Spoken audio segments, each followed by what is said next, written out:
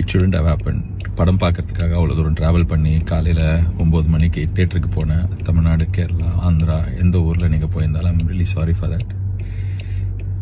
It shouldn't have happened. படம் பார்க்குறதே நம்ம மனசில் வீட்டில் இருக்கிற வாழ்க்கையில் இருக்கிற பிரச்சனையிலேருந்து வெளியே வரத்துக்கு தானே. அந்த படம் பார்க்குறதே அவ்வளோ ஸ்ட்ரெஸ்ஸாக அவ்வளோ தூரம் ட்ராவல் பண்ணி அதுவும் பார்க்க முடியாமல் போனதுக்கு ஐம் ரியலி சாரி. நான் இதை எதிர்பார்க்கல. I'm really hopeful. இன்னைக்கு சாயங்காலம் 6 மணிலேருந்து இந்த பிரச்சனைலாம் சால்வ் ஆகி படம் ரிலீஸ் ஆகும்னு நான் இதை நிறைய நாள் யோசிச்சிருக்கேன். May 14th படம் ரிலீஸ் ஆகும். கருப்பு ரிலீஸ் ஆகி பெரிய பிளாக் பஸ்டர் ஆகும்னு சொல்லிட்டு ஆடி பாடி கமெண்ட்ரி பண்ணி இந்த மனுஷனை இப்படி அள வைக்கிறீங்க. இந்த மனுஷனை நான் இப்படி பார்த்ததே கிடையாதுயா. அவர் பாட்டுக்கு அவர் சர்க்கிளில் ஜாலியாக இருப்பார். ஆனால் அவரையே இந்த மாதிரி உடஞ்சி அழுவுறத பார்க்க முடியலடாடி.